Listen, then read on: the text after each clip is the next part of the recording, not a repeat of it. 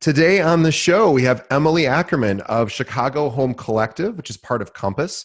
If you're not familiar with Emily, Emily strives to create a positive and engaging experience for her clients, all while bringing a refreshingly candid yet persistent attitude to the transaction. An expert on many of Chicago's most popular neighborhoods, Emily leverages her network and resources to accomplish her clients' goals and is described by them as savvy, tenacious, and always taking an educational approach.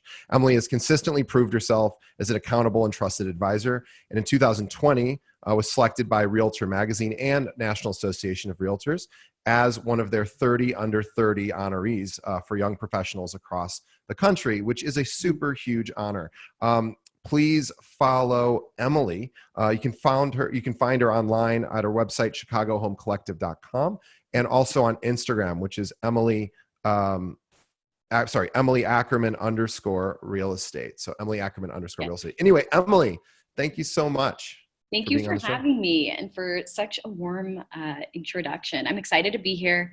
I'm just thrilled to have, to be a part of this, and thanks for having me on.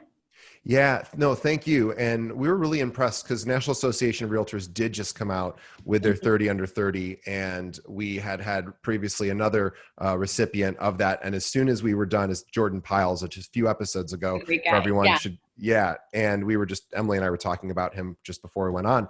And he said, you absolutely have to talk to Emily Ackerman. So here we are. So we're really thrilled to have you. And thank you so much. Yeah, thanks for the plug, JP. So tell us a little bit about, how and when and why you got into real estate. I'd love to hear that. Yeah. I wish it was a super unique story, but I've always loved Chicago. I fell in love with the city years ago. I used to go to camp in Wisconsin. I would spend my summers there for 7 years and always had friends from the surrounding areas and had this infatuation with the city. And after going to school, I went to IU Bloomington. I knew that this was like the next place I was headed, and I was going to do anything to get to the city and not go back and move in with my parents in Kansas City.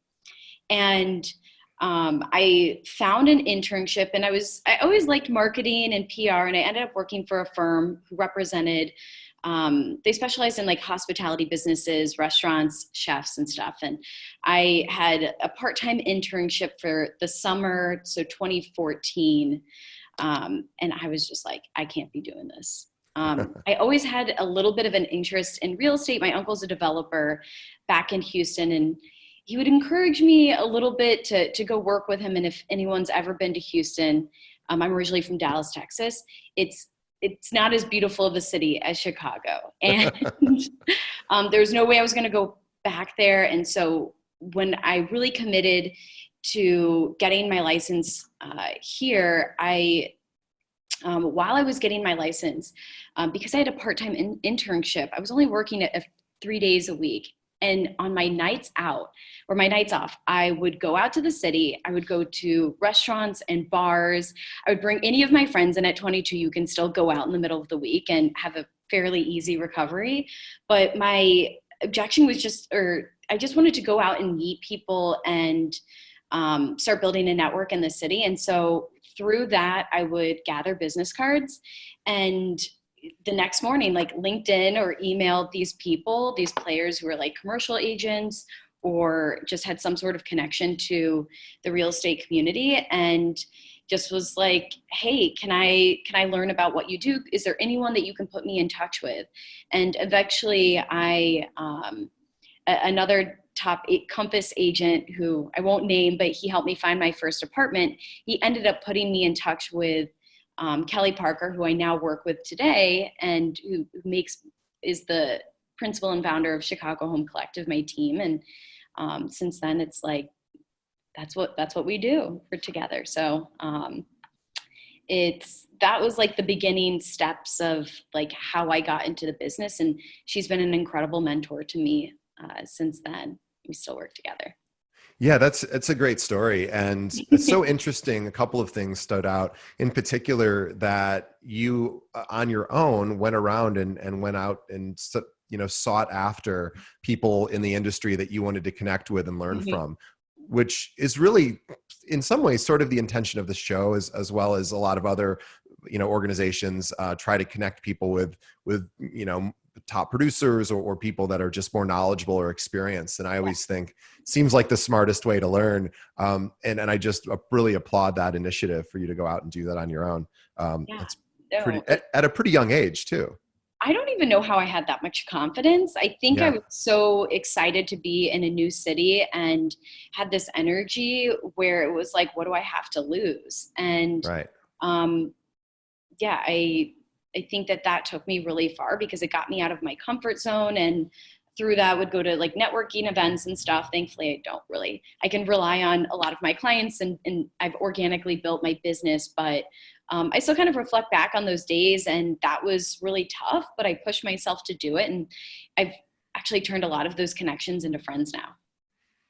Yeah, I hear that a lot. It's a constant refrain from our guests is that over time they're like, oh, I've gone to weddings or Yeah. birthday parties or anniversary celebrations or whatever Hmm. for these people that they helped sell a home to X number of years ago, and they just entwine themselves into their lives, through all the different real estate activity, and they become as important to them as their closest friends. And Yeah. so it's really kind of cool to watch that. So you're at the beginning stages of building those relationships, not beginning really, but the early stages still. Mhm. But we have so many listeners who are maybe of a similar age or even maybe older, but who are thinking, how does somebody in their mid 20s or early 20s, I guess, even when you were really starting to do this, like, um, that's a difficult endeavor. Can you talk a little bit about how you started building your business? Because I assume when you came to Chicago, I don't know, most of my friends in my 20s,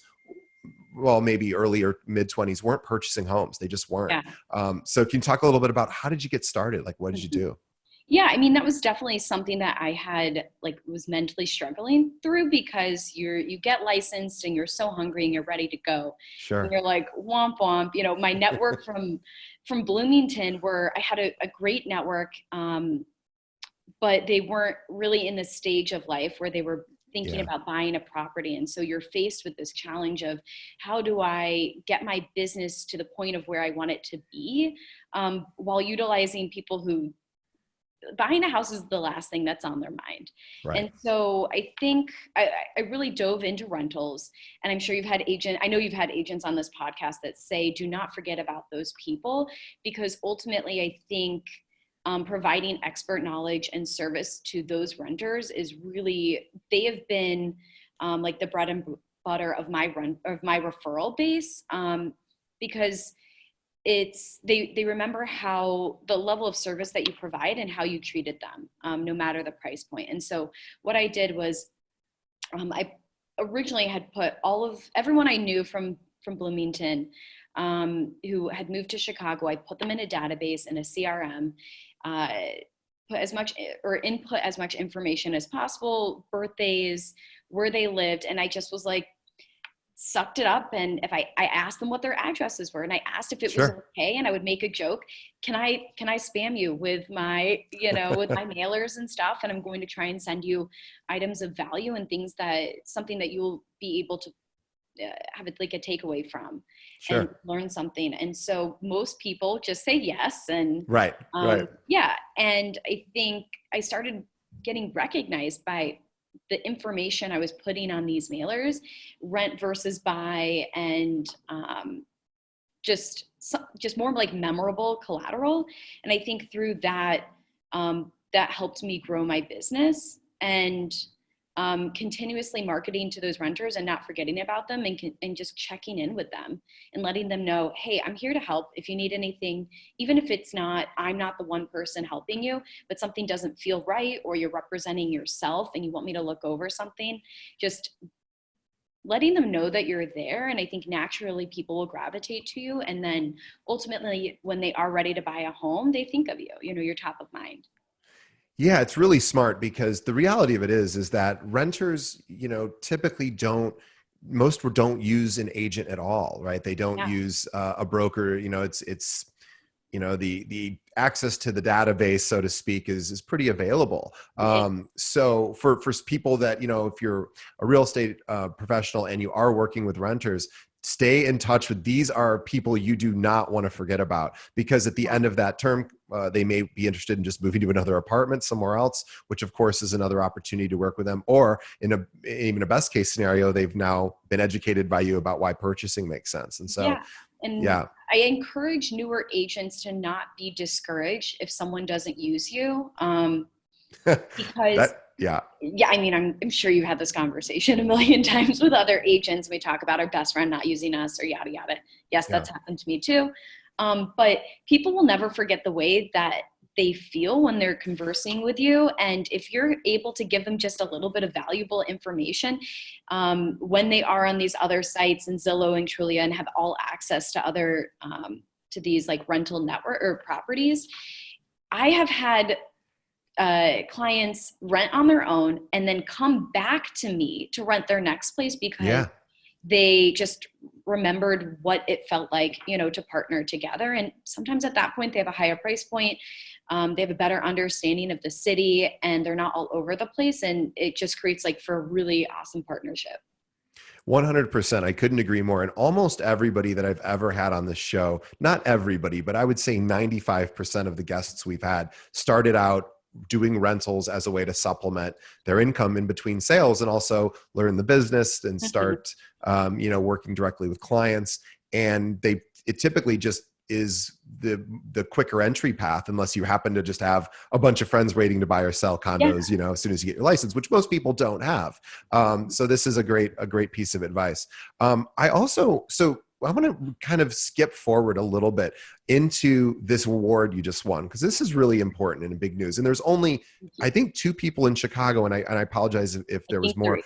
Okay, there were 3. Okay, so there were 3 people in the entire country that were from this city. You were one of them. So talk a little bit about why you think you were selected. What is there? Do you feel like you're doing things differently than most other brokers? I think my short answer is no. And it's funny. I don't think that I'm doing anything like extraordinary that someone else isn't doing. You have to find the few things that you are confident doing and do them very well. And I think it's easy to spread yourself thin and not focus and then when you spread yourself thin, you're not putting as much time and energy into all those things rather than honing in on the few that help actually grow your business. Yeah, it's the jack of all trades, master of none sort of thing. Exactly. And as I've gotten older, I'm older, of course, than you are. I've realized that there's a lot period of my life with my own skill sets in the business endeavors that I do.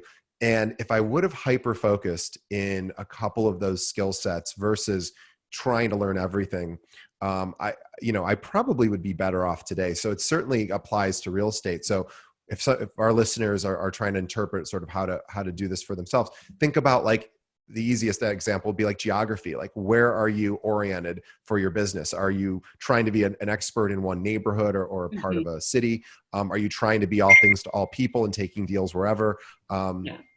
Think about that and think about the idea of specializing. And then over time, you become really valuable to people of that particular demographic. Yeah. I mean, I think for me, naturally, I focus on a very curated process.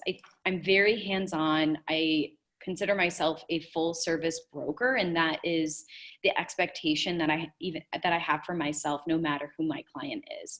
So even from rentals to first-time home buyers who I've worked with a number of first-time home buyers. I have a process in place from the beginning that we make contact. I have templates that I use for emails. I hope none of my clients are like, not in a bad way, but I'm just like, sure, you have material. As long as you have a roadmap for how you do things, and it just becomes a little bit more natural each time, and you follow that, it becomes easier and easier, and miraculously, your business just grows because you're continuing on that path and tweaking as needed. And that is just something that has worked really well for me in my business. And so that's something that I focus on. You're such a process person. I can tell Yeah. that from even before having spoken to you today, because I have to share with the audience when we send out a pre-interview questionnaire just to get a flavor of what maybe the guest wants to talk about, and then usually we have to hunt our guests down to like, please return this. We need to start doing Yeah. research.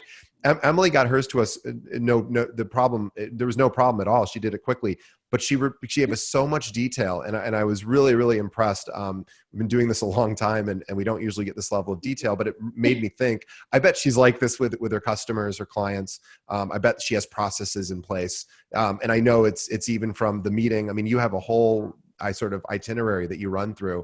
Yeah. And then it extends to all areas of your business, I'm guessing, whether it's after the sale, you probably have a follow-up process Oh yeah. after a sale. But yeah, so how important is process to your practice? I think it's, if not the most, one of the most important factors, because as you begin to get busier as an agent, it seems that your timing, you have less time to do certain things. And so by implementing a process and sticking to that has allowed me to not have to like reach so far mentally. It's like, okay, I have in my Dropbox the intro to buyer email or intro to seller. Okay, once we get photos back, this is the template that I use. And like I said, you tweak as needed, but the foundation is already there. And it's not like you're not creating a curated, experience for your clients, but you're creating shortcuts to help make your life easier and also expedite and just create a more efficient transaction. And so that has allowed me to focus on the things that are really important in building relationships, and maybe putting like less time into the smaller tasks that just are part of the real estate transaction. Yeah, I really could not agree more with all of that being said. And now we're in, as the time we're recording this, it's still, where the country is still largely under lockdown. Oh, We yeah. certainly here are in Illinois. How has those processes shifted for you with, some more limitations on our ability to sort of be mobile, or has it not really shifted? Are you still just following a similar path that you were before? Yeah, I mean, I don't want to advocate and say business as usual over Sure. here. I've had to make quite a bit of adjustments to my day to day because I'm not out and like physically doing showings. I feel that us as agents, we're very responsible for, we go into people's homes, and I have a twin brother who lives in New York, and he is an ICU nurse at New York Presbyterian. And Oh, if there's anything that we could be doing, it's just staying home and being responsible. And sure. it's tough. I have some clients who are very eager by the sidelines, and I have gone into vacant properties, but I haven't gone into any like anyone's home that people are living in. And so, the showings have slowed down. I don't know anyone. Tell me if if you're No, just we have 660 agents at our firm, and yeah, everyone's a little yeah, bit I mean, to a lot bit slower. Everyone's it, yeah. exactly. But in terms of like those processes, like they're not going away. They're just being No. altered a bit. And if anything, it's giving time to, I guess, sticking to those processes, but adding in different strategies. For instance, spending more time sourcing properties from Top Agent Network and, Compass coming soon, and those sort of sites, so that we can show buyers and sellers that, you're still top of mind, that I'm still from my home office doing what I need to do to create as much success. So, and we just do that within the means of what everyone feels comfortable with. It seems everyone's falling on like a slightly different like side of the spectrum. But I'm doing my best to kind of stick to what I've already put in place, because that's what's going to keep us feeling energized during this time, and, during this time of uncertainty. Yeah, I think that's really well said. I have a very interesting. Well, it's not my. I mean, a lot of people are saying it, but I'm curious to, from my own experience, has been even looking around. I'm at the office right now, Mhm. but typically I'm at home outside of this, of course. And I'm starting to feel like a little claustrophobic in my own place. And Yeah. I've started to have those fantasies of like, maybe it's time to upgrade. And I wonder, and I'm sort of in the business a bit, Yeah. you know, and so that shouldn't be something that is triggered by something like this for me, as it's kind of something that I'm participate in on a regular basis, but Mhm. it's brought that particular feeling like front and center. And now that we're all spending more time at home, and I'm like, I wonder how many people are feeling that same way. And when this all goes back to normal, maybe there'll be just this huge boom in activity. I mean, I don't know. Yeah. I mean, I'm going to be optimistic here and say, and, you know, based off of the experts and, you know, who Compass has brought in, and even the economists that I'm watching online, everyone, the a major consensus seems to be that, yes, we press the pause button right now. I'm not going to get into like all of the details of what, you know, why we're in a very different place than we were in, like, for instance, '08. Sure. But it's, I think most people are on the sidelines. Obviously, the sellers that are on the market right now are motivated in some capacity. But I think everyone being cooped up at home, they're either they're probably with, you know, someone else or their significant other, or even by themselves, and they're thinking, okay, I might need a change of scenery. And Right. this is kind of the time where those seeds are planted, and, you know, those people are thinking, okay, well, if God forbid this is to happen again, or there's another wave in the future, am I going to be satisfied in the space that I am in right Yes. now? And I've had a lot of people reach out. I actually have a virtual buyers meeting later this evening. So I know that this is on people's minds, and ultimately people will have to move, and they'll have those changes in their lives that require them to find either downsize or to get more space. And I hope that, you know, we all get through this as quickly as possible. And I, you know, like I said, I'm going to be optimistic and say, I think once we get through this kind of the curve and we flatten it, that we're all super busy and we're able to help our clients find that new space. So Yeah, I think there's going to be a lot of people looking to upsize or yeah. increase. I really just think that. I mean, I know I'm going to start looking for that, and with rates being where they're at, it's a Mhm. very attractive time.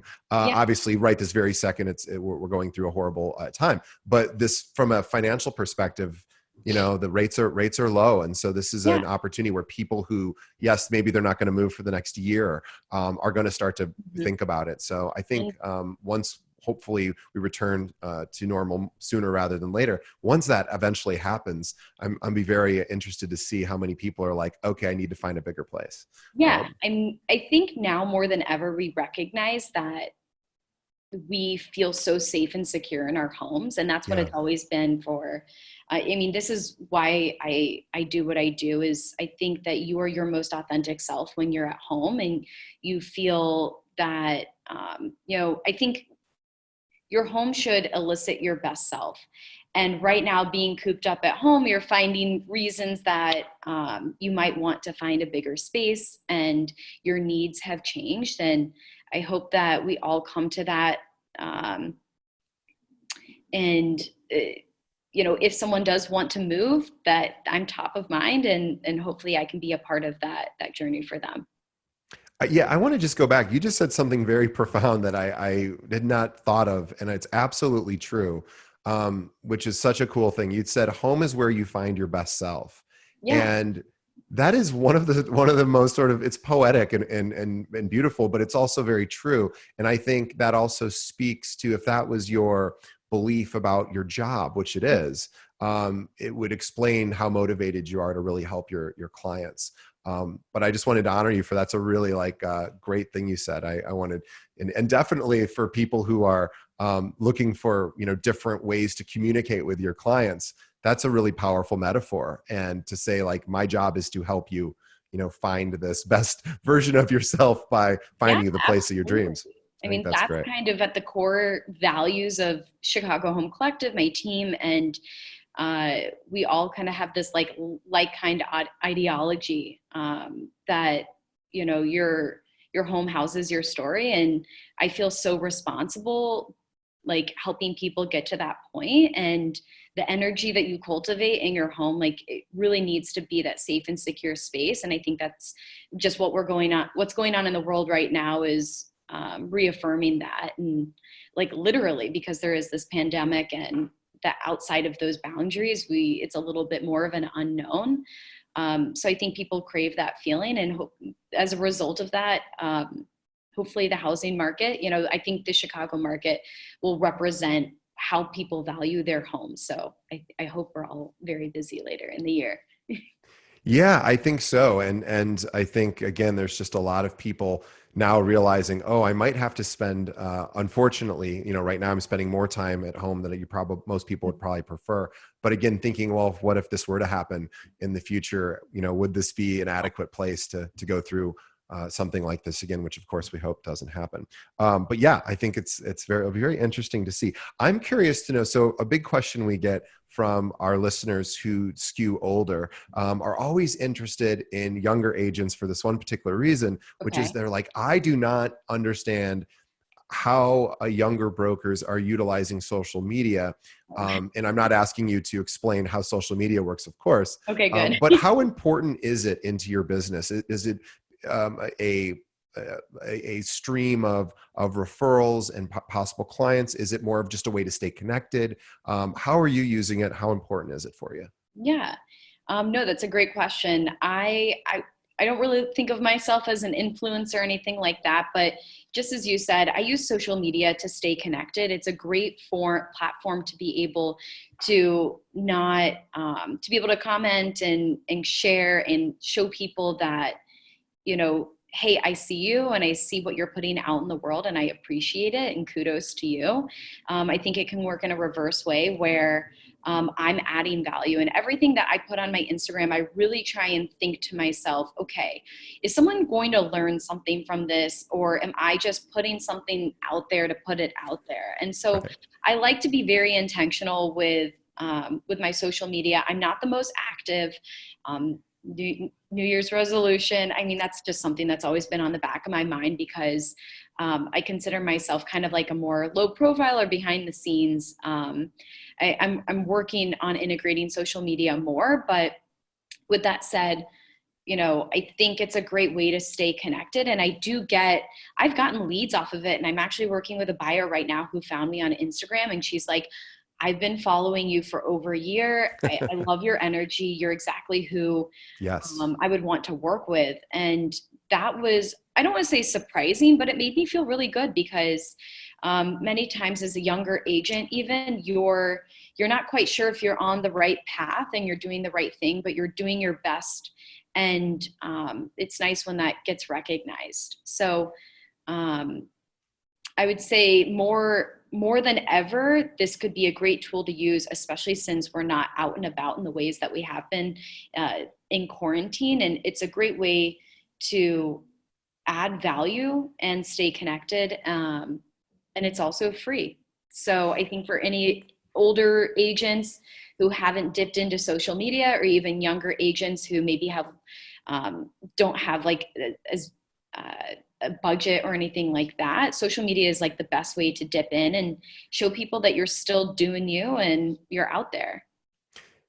Yeah, it really is. And if nothing else, if nothing else, it's just a great way to stay connected to your sphere of influence. If it Yeah. does nothing else, as just a human being, it makes staying in contact much easier. Mm-hmm. And you can demonstrate care and compassion and empathy. And especially through these sort of times, you don't always have to pick up the phone, although that's always a wonderful idea. Yeah. But being able to send, well wishes to people who might be struggling and posting about it, or even just celebrating their successes or laughing at the jokes. All of that is really important, probably now more than we've known in recent times, because Mm-hmm. people are sometimes at home alone, and they may be without a lot of human interaction. So that's a great way as a real estate professional, where your job is to maintain these relationships, Yeah. but it is a great time now to reach out and demonstrate that. Yeah. I read this story about you, and I think I want to end with this, because Okay. I read this story that was provided about, and I thought this is particularly, not that it needs to be the most amazing story ever told, because I don't want to set that Okay. expectation for you. But here's why I liked it, because I think it really reflected who you are. And I Yeah. think it's a silly story, but it actually is a perfect sort of idea for our listeners to go, okay, if I have this sort of attitude and mentality, here's where I might end up. So if you don't mind me, or if you don't Go mind right that long ahead. Yeah. preamble, tell us about the drape story.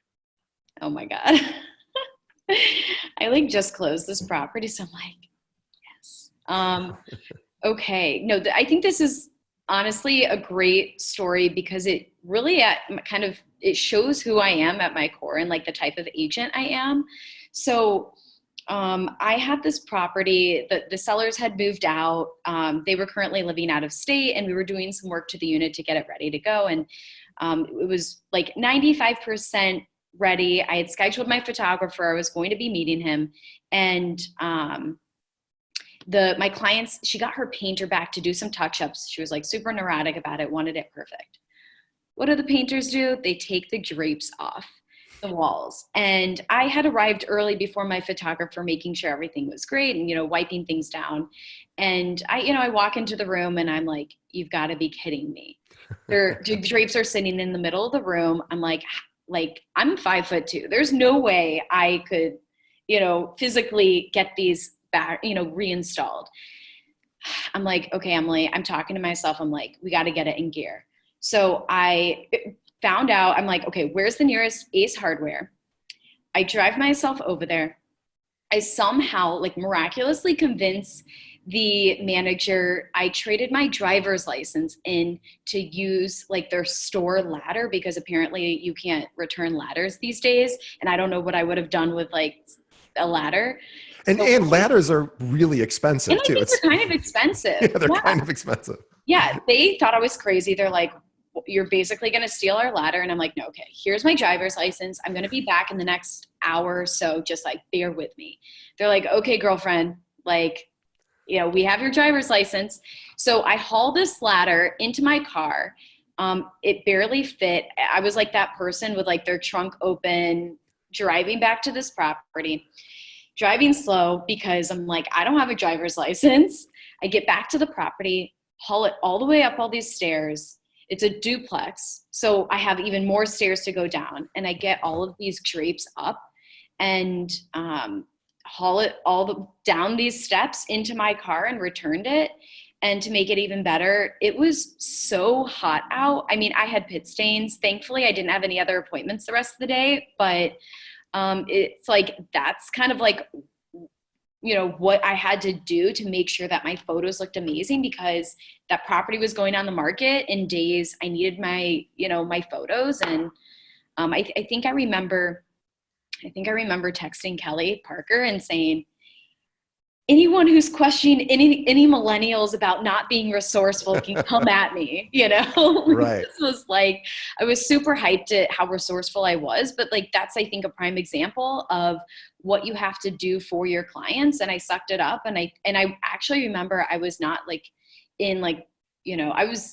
I think I was in a blazer that day, and I just took it off and I was like, let's do this. And yeah, the photos turned out great, and we sold the property for full asking price. So it made me feel good.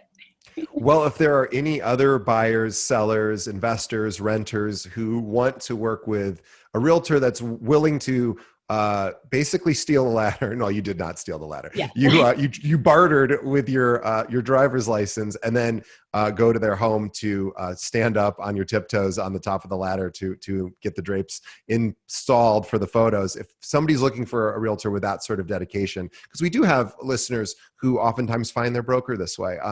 Emily, what's the best way somebody should reach out to you? Best way would probably be email, Emily, EMILY, at chicagohomecollective.com. You can also call or text me. I still have my Kansas City number. It's unique, 913-314-3112, or you can find me on the Compass site, or Chicago Home Collective, or at Chicago Home Collective on Instagram also. Yeah. And also, follow Emily as well on Instagram, which is Emily, Ackerman _real estate. So, Emily, this was a real honor for us. And I know you gave our listeners a lot of great tips, in Yeah. particular around just having a process and just going for Mhm. it, and just keeping your head down and doing the work, and the success that you've had in your, early part of your career is so exciting and I'm sure our listeners will be very interested to see, as your star continues to rise. So thank you so much for being on the show. On behalf of Emily and myself, to the listeners, of course, we say thank you. Yeah. We Thanks ask the for listeners to do two quick things, if they don't mind, before signing off. One, think of one other real estate professional that that could benefit from hearing from an interview just like this one with Emily. In fact, how about this one? And send them this episode, and you can shoot them right over to our website, which is keepingitrealpod.com. We have all of our episodes, of course, there. You can stream it right on our website. Also, follow us on Facebook. So we're we're facebook.com/keeping it real pod, or just search for Keeping It Real Podcast. Will pop up. But every single day we post an article that we find online that was written specifically to help real estate agents grow their business. And also we post the videos to these interviews, and you can actually watch them live as we're recording them on our Facebook page. So please follow us there. Emily, thank you so much for being Thanks part for of our show. having We were me. so excited to have you. And again, congratulations on the 30 Under 30 award. That's absolutely amazing. I appreciate that. And thanks. And we will see everyone next time. Thanks, Emily. See you next time. Bye.